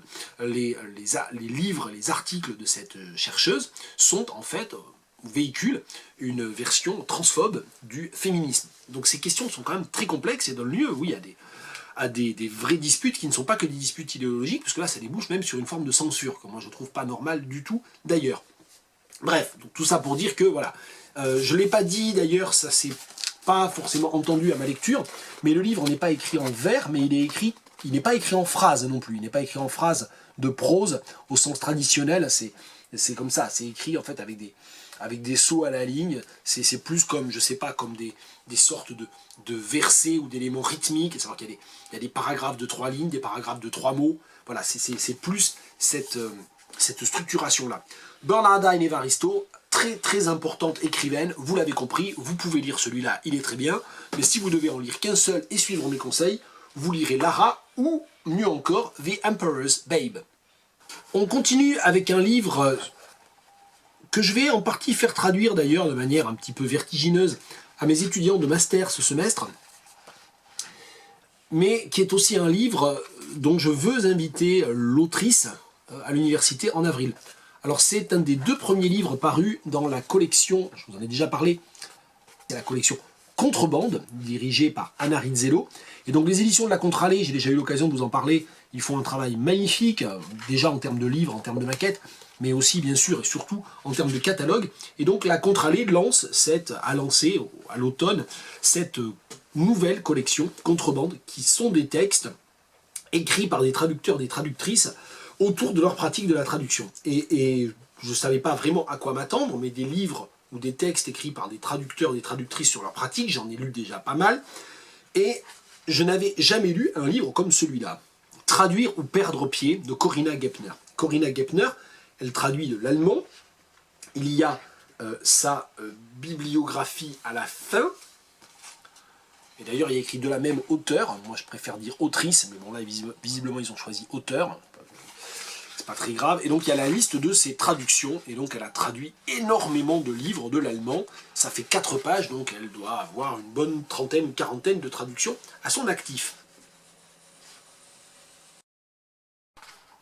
J'ai dû interrompre le tournage de la vidéo parce que je n'avais plus de batterie, il n'y avait plus assez de place sur la carte SD, et en plus il y avait un véhicule des services municipaux qui faisait du raffut dans la rue. Bien, déjà que le son n'est pas très bon, comme on me le fait souvent remarquer, comme je ne me suis toujours pas occupé parce que c'est trop compliqué pour moi, ben voilà, ça faisait quand même beaucoup, et puis bon, j'accuse très vite et très facilement la fatigue, et donc là, ben écoutez, je reprends cette vidéo après 3 quarts d'heure d'interruption, le temps de rebrancher un peu la batterie, et puis j'ai des vertiges, tout ça, donc c'est comme ça, depuis 2 mois, ça va pas fort, mais j'ai décidé de ne pas m'arrêter de travailler, de ne pas trop m'économiser, parce que déjà qu'en ne faisant pas grand chose, je ne me sens pas très en forme, si je ne fais vraiment rien, ça n'ira pas. Donc on continue, peu importe. Traduire ou perdre pied, j'étais en train de vous parler de ce livre-là, et là je suis en train de perdre pied un petit peu dans la vidéo, mais on va avoir une sorte d'expérience un peu particulière, dans laquelle paradoxalement, c'est au moment où je suis vraiment pas en forme, que je fais une vidéo monstrueusement longue. Mais enfin c'est comme ça. Je vous parlais donc de Corinna Gepner, Traduire ou perdre pied, ce livre sur la traduction, qui est plus une sorte d'essai, voire même parfois de poème en prose, très curieux, très marquant, et c'est un livre qui se présente par fragments, si on le feuillette, on se rend très vite compte. J'arrive pas à feuilleter à l'envers, enfin avec la caméra, je sais pas. Voilà, c'est un livre dans lequel il y a beaucoup de blanc, voilà, donc les grincheux, et puis peut-être de manière plus justifiée, les personnes strictement intéressées aux questions écologiques feront remarquer que c'est un livre qui aurait pu ne pas être imprimé sur 200 pages, mais sur beaucoup moins. Et justement, ça n'est pas un livre de prose ou ça n'est pas un essai au sens traditionnel, c'est plus un livre sur l'écriture aussi, et une sorte d'essai subjectif sur la question de l'écriture, à travers la question aussi de la traduction. Donc c'est un livre un peu sur les deux, et aussi sur la mémoire. Et donc, Corinna Gepner croise la question de la mémoire de la Shoah avec la question de l'écriture et de la traduction. Et donc, je vais vous en lire un extrait. C'est difficile de lire des extraits d'un livre aussi fragmenté et dans lequel il y a autant d'échos et d'effets de miroir. Mais en fait, je vais essayer. Page 133, et donc je vais vous lire la page 133, et je vais continuer avec les fragments suivants, 135, etc. Le roman sur Stalingrad que j'ai traduit m'a valu un passage à la télévision. Après l'émission, j'ai reçu une demande de dédicace de la part d'un compagnon de la Libération. Je suis allé le voir à l'hôtel des Invalides. La traduction est pour moi une lente et systématique destruction de ce que je croyais savoir ou de ce que j'espérais pouvoir savoir. Car il y avait la croyance en un savoir possible et le désir de bâtir sur du solide. Cette croyance-là s'effrite de jour en jour. Elle présupposait aussi, au début du moins, une sorte d'infaillibilité du texte premier. J'en suis revenu, bien sûr, mais c'est là finalement affaire assez banale. Quelque chose pourtant n'a pas disparu, l'espoir secret que quelqu'un détienne le savoir, la pierre philosophale. Il y aurait eu cette autorité contre laquelle on aurait pu se dresser, mais là contre quoi se révolter? La tâche est beaucoup plus difficile, il faut renoncer au savoir, à la vérité, parler en sachant qu'on parle nécessairement faux, enfin qu'on parle, c'est tout. J'en reviens à ce quelque chose qui ne se passe pas dans mes efforts pour traduire l'histoire de ma famille. Je disais ne pas avoir de parole en propre, on pourrait penser que la traduction justement ne me permet pas de parole mienne. Est-ce si simple? Ma parole, celle de l'autre. Non, bien sûr. Nous sommes continuellement dans l'emprunt. Chercher à toute force à s'émanciper, est-ce vraiment cela l'enjeu? S'éloigner de l'autre pour être, devenir soi? Remarque. Traduire me fait mieux comprendre l'interpénétration du soi et de l'autre. Nous nous disons au service de l'autre, ce qui n'est pas faux, mais très insuffisant sans doute. Nous parlons le même langage, nous nous complétons mutuellement. J'essaie de retrouver, de reconstituer, de comprendre, de guérir, surtout de guérir. Cette parole se veut toujours réparatrice. Or, à quelle injonction est-ce que je crois obéir? Et qu'est-ce que j'essaie de faire? Que ce qui a eu lieu n'ait pas eu lieu? Je ne parle pas au présent. Disons cela pour le moment.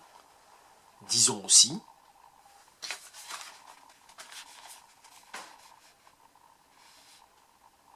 et ce suspens, je le laisse en suspens. Et je vous conseille très vivement ce livre, Traduire ou perdre pied, de Corinna Gepner, édition de la Contralée.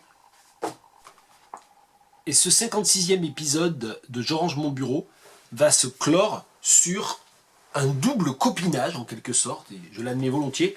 Il se trouve qu'il s'agit dans les deux cas d'écrivaines que j'ai rencontrées, avec qui j'ai pu travailler ou avec qui je vais travailler encore.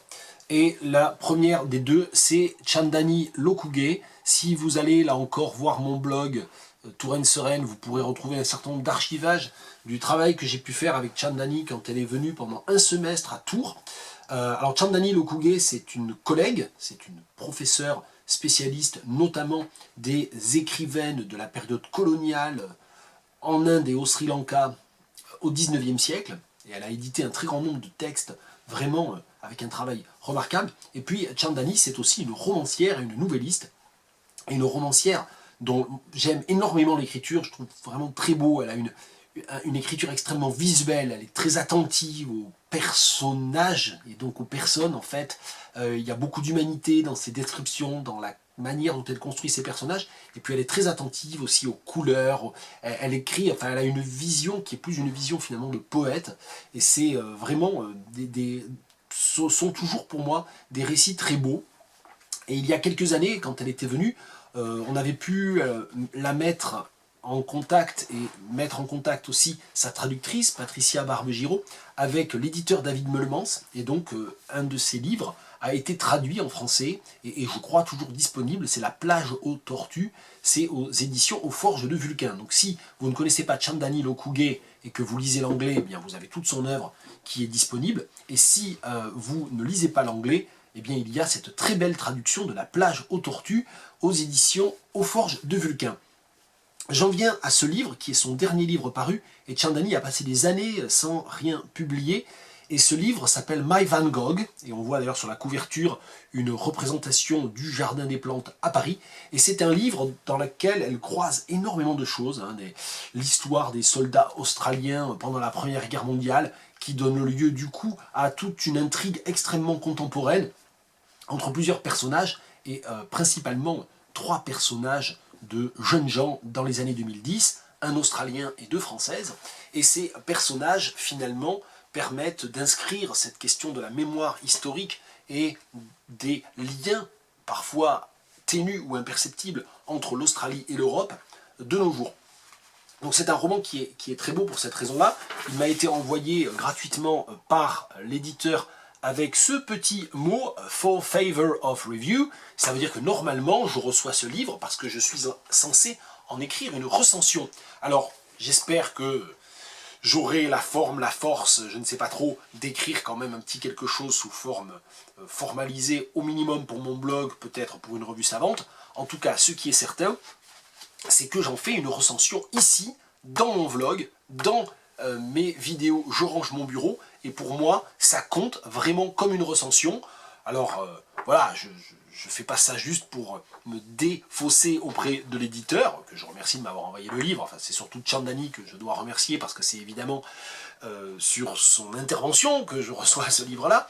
Mais voilà, je veux dire aussi que le vlog, pour moi, ça fait partie des recensions à part entière. Et d'ailleurs, je n'ai pas énormément d'abonnés, je n'ai pas énormément de visionnage, mais mon public est un public de Happy Few, un public restreint mais fidèle, et je sais qu'il y a quelques-unes des personnes qui me regardent, qui achètent de temps en temps certains des livres que je chronique ou que je recense ici. Donc ça veut dire que finalement je suis prescripteur largement autant par ces vidéos que si j'écrivais une recension ici ou là dans une revue savante où je ne suis pas bien certain que ça donne lieu à des dizaines et à des dizaines d'achats. Bien, ça c'était aussi pour expliquer le fonctionnement. Je suis libre et entièrement libre de mes choix. En l'occurrence, la raison pour laquelle je reçois ce livre n'est pas totalement anodine, c'est parce que j'aime beaucoup l'œuvre de Chandani Lokuge et parce que j'ai travaillé avec elle, que j'en parle aussi et que j'ai reçu ce livre en service de presse. Et quand je reçois un livre en service de presse, je le dis, c'est un peu d'objectivité. Alors je ne vais pas parler plus en détail de l'intrigue, c'est assez amusant, j'ai donné un extrait du roman à traduire pour le dernier concours blanc de mes collègues d'agrégation interne, parce qu'il y a tout un passage qui se passe à Tours, hein, il y a un chapitre entier qui se passe à Tours, dans lequel Chandani décrit merveilleusement les bords de Loire, la cathédrale, le musée des beaux-arts, l'éléphant empaillé Fritz, enfin voilà, donc c'était amusant de donner à traduire un texte contemporain de prose narrative anglaise qui se passe à Tours et qui décrit la ville de Tours, la ville où nous travaillons. Et donc je pense que les collègues ont été un petit peu décontenancés à première vue de ce texte-là. Ce n'est pas ce passage-là que je vais vous lire un extrait du chapitre 8. A soggy day, overcast. A grey blanket of sky without a trace of cloud. In the far distance the hamlet Basse-Hütte lay in the mist like a Monet landscape. The vale between was a dark green forest of pine trees. The War Museum to the right and closer the rocky spur, just about 500 meters long, with one of its sides dropping into the vale. On the spur was a reconstructed trench. Starkly, plain wooden crosses were planted here and there on the slopes. Lilou and Shannon stood side by side, phased by the chilly grey ambience. They felt distanced from this place and the battle that had thundered through it so long ago. With a shiver, Lilou zipped up a puff jacket and pulled the hood over her head. It was oversized, and she looked lost in it, as if hidden in a cloud. She pulled her hands into the sleeves. Shannon was carrying their baguette lunch in his backpack. "And you wanted to visit this place because?" Lilou asked, staring at the tall crosses, some black, some white. She was already beginning to regret the visit. She was not ready for a cemetery.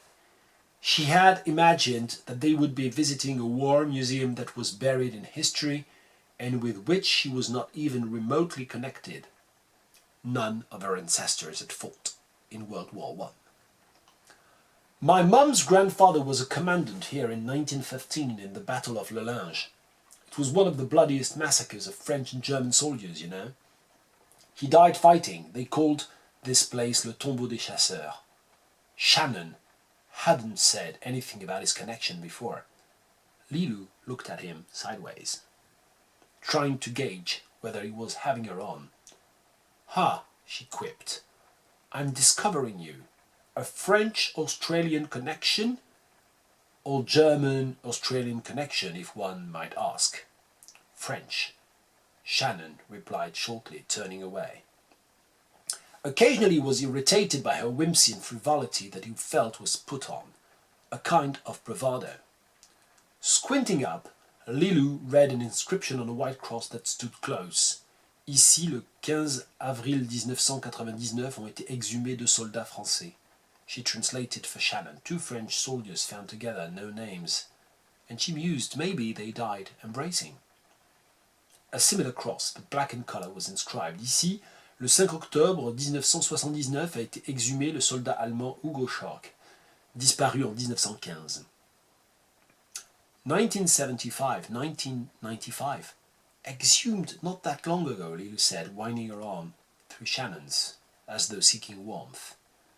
He was growing used to a need for touch, how she often tried to entangle her body in his. He found it a pressure at that moment. But it was he who had invited her to join him. He felt mixed up in his head, stuck with her, and he wanted to focus on this place.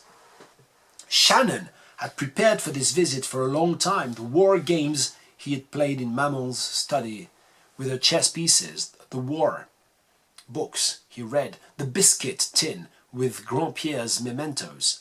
All this had spiked his interest as he grew up. When he heard that the War Museum in Le Linge was exhuming the war dead, he emailed the museum time and time again for news of Grandpierre. The museum had replied that nothing was known as yet, but that it was a continuing process. Now he gave Lilou a quick summary of the history of the place that he knew so well. "This area, Le Linge, was generally inactive," Shannon said, as if he were reading from a brochure. "That's until the French wanted it back. It had belonged to them before the Germans took over. They prepared through the winter of 1914 for the battle. But piles of snow filled the trenches, blocking access to anywhere. Icy fog hid the gorges and the heights. Freezing, and without medical attention, the soldiers died like flies. The battle itself went for just a couple of months. From July to August 1915, this was the front." Shannon continued, stretching his arms wide to map out the area. "Thousands were massacred. The French climbing up the plain, the Germans fending them off from the trench up there. The Germans were better equipped and had built fortified trenches. In the end, the territory was retained by them, the French lines shifting by just a few meters for just a few hours. Grandpierre died in it, unwept, unhonored and unsung. But why did the French want it back? Some particular reason? Seems like a crappy little place for so much death. This area, Le Collet du Linge, is a natural deck that overlooks the plains and vales. It would have given the French access to Colmar over that side. So much about death, Lilou murmured, looking around as if she felt ghosts touching them. Even this morning she'd almost refused to make the trip, but here she was. Perhaps it was to be with him? A secret voice nudged her, but she didn't want to think about that now. They were strangers, she insisted to herself. But if she were honest, she had to admit to fleeting moments like up in her room last night. Perhaps she only dreamt those connections. Who was he? He shrugged off personal questions. Deep inside him, she sensed a black wedge that he protected as if with his life. Something to hang on to? She knew who she was, a wandering soul, hooking on to surfaces like ivy. Neither less nor more, she thought, Riley. Un extrait un peu long, mais voilà, si vous aviez du temps à perdre. Et si vous avez du temps, non pas à perdre, mais à occuper plaisamment et intelligemment ce roman de Chandani Lokouge qui vient juste de paraître en Australie, My Van Gogh, très beau, avec, alors pourquoi ça s'appelle My Van Gogh? Parce qu'en fait Shannon étudie l'art, en fait, il s'interrompt dans ses études pour venir en France parce qu'il a un très grand nombre de problèmes psychologiques liés aussi à la disparition de sa mère quand il était jeune. Parce que sa mère s'est enfuie, hein, qu'elle est partie, qu'elle les a abandonnés, en quelque sorte, qu'elle les a abandonnés, lui et son frère, et leur père. Et en fait, il a une sorte de fixation sur Van Gogh, sur les lettres de Van Gogh à son frère, sur la peinture de Van Gogh, et donc il veut visiter un certain nombre de lieux de la peinture impressionniste, grands lieux associés auxquels l'impressionnisme est associé, et notamment des lieux typiques, essentiels, pour comprendre Van Gogh. Et donc il y a ce lien aussi avec la peinture de Van Gogh. À mon avis, c'est le passage, ou c'est la connexion, le lien peut-être le plus conventionnel ou conformiste en fait dans le livre. Mais c'est quand même très très bien fait. Pourquoi? Parce que comme je le disais au tout début en introduction, Chandani Lokouge a une écriture qui est une écriture extrêmement visuelle, extrêmement picturale, très très belle, et que donc ça résonne très bien avec le côté esthétique de la fascination du personnage de Shannon pour Van Gogh. Dernière partie donc de cette 56e vidéo Je range mon bureau, une valse de Linda Schuiten. Et ce livre-là, vous ne pourrez pas vous le procurer visiblement si vous êtes en Europe ou en France. Il est disponible partout dans les librairies algériennes, mais en France, on ne peut pas se le procurer. Donc moi, c'est parce que l'autrice me l'a très gentiment fait envoyer, et je la remercie chaleureusement, que j'ai pu le lire. Mais enfin voilà, donc c'est aussi pour dire, si à un moment donné, un éditeur français a envie de faire une coédition avec les éditions Casbah, c'est publié chez Casbah Éditions. Casbah Éditions, c'est un éditeur dont l'adresse est Villa numéro 6, lotissement Saïd Hamdine à Alger. Voilà, si un projet de coédition pouvait voir le jour, soit avec le Canada, soit avec la France, ça serait très bien, parce que ça permettrait au lectorat français de pouvoir enfin découvrir l'œuvre de Linda Schuiten. J'avais parlé il y a à peu près 6 mois, je pense en juillet, du premier roman de Linda Schuiten, le roman des pauvres cheveux. Et là, c'est un roman dans un style et dans un ton surtout très différent. Le roman des pauvres cheveux était une sorte d'allégorie, de parabole, très poil à gratter, très satirique, très drôle, un peu comme ça fantasmagorique, un peu délirante et très très chouette. Et là, c'est un livre qui s'intéresse de manière, on va dire, plus tendre, plus empathique aussi, à un personnage de femme, une couturière quadragénaire, qui s'est en grande partie auto-formée à la couture et qui a de toute évidence un vrai talent, puisqu'elle finit par remporter un concours qui lui permet d'aller présenter une collection de stylisme, en quelque sorte, à Vienne, d'où le titre « Une valse ». Et donc Linda Schuiten s'intéresse à ce personnage-là.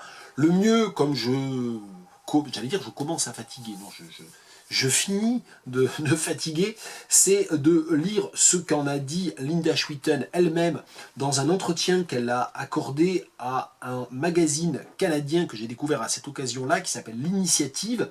Donc si vous tapez sur Google L'Initiative, Linda Schuiten, une valse, vous trouverez ça sans problème, et je lis ce que Linda Schuiten elle-même dit pour résumer l'argument principal de son livre. Une valse relate le destin de Shahira Lahab, une couturière qui va sur ses 40 ans et qui fait face à un quotidien angoissant, fait de lutte contre un environnement misogyne et de désordre mental. Et je précise qu'effectivement c'est un livre qui parle aussi en fait des problèmes psychologiques et de la situation en quelque sorte de différenciation avec l'environnement social et individuel quand on a des problèmes mentaux. Malgré cela, elle arrive à se qualifier en finale d'un concours de stylisme censé se dérouler à Vienne. Pour tenir tête à ses ennemis, réels ou imaginaires, elle se rêve une belle valse dans la magnifique capitale autrichienne. À travers ce personnage, le roman évoque d'abord le difficile et permanent combat que doivent souvent mener les femmes pour se faire entendre. Elles doivent faire face non seulement aux différents obstacles érigés par la société et son discours patriarcal pour freiner leurs ambitions et leur soif d'indépendance, mais aussi à leurs propres doutes, peurs et sentiments de culpabilité inculqués par ce même discours. Mais l'histoire douloureuse de Shahira est aussi l'histoire de tout un peuple qui, meurtri et humilié pendant des décennies, continue à espérer et à faire preuve de courage. Enfin, il y a une dimension plus philosophique qui rend hommage à l'art ou beau auquel Shahira s'accroche pour ne pas sombrer tout à fait. En cela, le roman est assez nietzschéen. Voilà, c'est Linda Schuiten elle-même qui le dit. Et ça m'a permis comme ça de ne pas avoir à bafouiller et à dire moins bien ce qu'elle a fort bien dit lors de cet entretien. Et ça me permet, sans transition, de vous proposer la lecture à haute voix d'un extrait. Et après, cet épisode de Je range mon bureau sera terminé. Voici un extrait. Il y avait pourtant dans son pays des femmes heureuses, des femmes souriantes, des femmes en paix, des femmes qui connaissaient les mots doux et les caresses d'un homme aimant, qu'elles laissaient pourtant parfois tomber pour en épouser un autre, celui que leur imposaient leurs parents ou le bon sens, tout simplement. Alors, résignées et armées de sagesse et de leurs beaux souvenirs, elles acceptaient leur destin de femmes mal aimées par des maris indifférents et parfois brutaux, de domestiques réduites aux tâches ménagères et à l'éducation des enfants. Bien sûr, certaines, mais elles étaient rares, étaient plus chanceuses. Elles épousaient celui qu'elles avaient aimé, celui qui leur avait susurré mille tendresses, mille promesses à l'oreille. Et au miracle, l'enchantement ne disparaissait pas complètement après le mariage.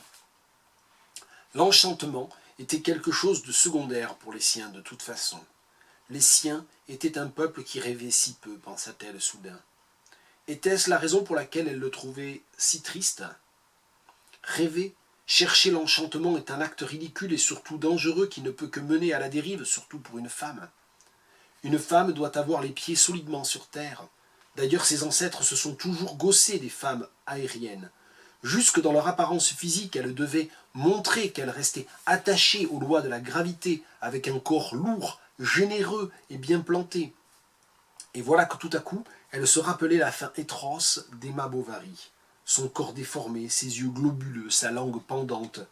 La fin de ce roman qu'elle avait lu en terminale alors qu'elle avait 18 ans à peine l'avait révoltée à l'époque. Injuste, s'exclamait-elle en tournant nerveusement les pages.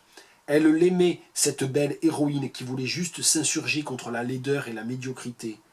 Mais Flaubert était comme les siens, pensa-t-elle. Il n'aimait pas les femmes qui recherchaient l'enchantement. Cette pensée lui parut drôle et elle se mordit la lèvre pour s'empêcher de rire. Warda, étrangement silencieuse, elle aussi semblait perdue dans d'obscures pensées. « Tu es bien pensive, Warda, cela ne te ressemble pas. Non, je suis juste un peu fatiguée. Pour tout te dire, je m'ennuie un peu et je n'ose pas le dire à Ali. J'aurais bien aimé qu'on fasse un peu de shopping ou au moins du lèche-vitrine. Peut-être qu'on aura le temps d'en faire un peu demain puisque la finale n'aura lieu qu'à 18h. Mais aujourd'hui, je ne pense pas. Ali a plutôt prévu de nous faire visiter le palais de je ne sais plus quoi, celui où résidait l'impératrice Sissi. » Ali venait justement de prendre congé de la jolie blonde. Il avait posé devant elle un petit billet en admirant la grâce de ce geste. Shahira, qui pensait encore au chef-d'œuvre de Flaubert, se remémora ce passage où Emma, à deux doigts de la tragédie et complètement ruinée par les machinations de M. Lheureux, le marchand d'étoffes, choisit de donner sa toute dernière pièce à un mendiant, car il lui avait semblé noble et beau de s'en départir de la sorte. Il avançait maintenant vers elle, tout sourire, les sacs d'amuse-bouche en main. Tenez, ils sont délicieux. Les deux femmes le regardèrent, renfrognées. Il s'excusa rapidement, expliquant que la jeune femme, Une Tchèque qui vivait à Vienne depuis quelques années se souvenait l'avoir déjà rencontré. Elle était contente de le retrouver, voulait lui parler de beaucoup de choses, de son récent divorce, de son petit chérubin qui avait maintenant 2 ans, et des études qu'elle avait décidé de reprendre. De son divorce récent, surtout non, pensa Shahira. Elle regarda ses amis prise de panique. Pourvu qu'il n'ait pas lu ce qui venait de lui traverser la tête, elle scandaliserait Ali et ferait la joie de Warda, qui avait certainement eu la même idée. Voilà que ses pensées ressemblaient à celles de cette fille qu'elle était supposée mépriser. Heureusement, Ali, car c'était surtout son opinion à lui qui comptait, n'est-ce pas, n'avait rien deviné cette fois-ci. Décidément de bonne humeur, il proposa « Allez, offrons-nous une petite activité. Qu'est-ce qui vous dit le plus, la grande roue, le train fantôme ?» Et en disant cela, il mettait une main amicale sur le haut du dos de Shahira pour l'inviter gentiment à accélérer le pas. La jeune femme tressaillit légèrement, quel contact délicieux. Mais elle se raidit tout à coup, prise d'une angoisse inattendue. Pourquoi ce jeune homme entreprenant l'avait-il touchée? Son geste lui avait paru naturel et parfaitement innocent, mais comment en être sûr? Il n'avait pas touché Warda, mais il s'était permis avec elle. Elle ne devait s'en prendre qu'à elle-même. C'était sans doute à cause de cette silhouette affaissée sous le poids des kilos, de ce regard hébété par des années de folie et de lutte épuisante contre les démons. Comment respecter une femme sans allure et au regard stupide? Un extrait donc, la fin du chapitre 26 du 2e roman de Linda Schuiten, Une valse. C'est très beau, j'ai beaucoup aimé, et c'est dommage qu'on ne puisse pas se le procurer en France. Voilà, c'était la 56e, et peut-être qu'on attendra à nouveau un mois pour la 57e, et si on attend encore un mois pour la 57e, eh bien elle durera des plombes. En l'occurrence, la 56 établit une sorte de record, parce qu'on va être du côté d'1h30, et c'est vraiment, vraiment à fractionner. Donc si vous avez eu le courage d'arriver jusque-là, j'espère que vous aurez fractionné, que vous aurez utilisé la lecture accélérée. Enfin, ce n'est pas les solutions qui manquent, mais enfin, j'espère quand même que je donne à certaines d'entre vous quelques petits conseils de lecture.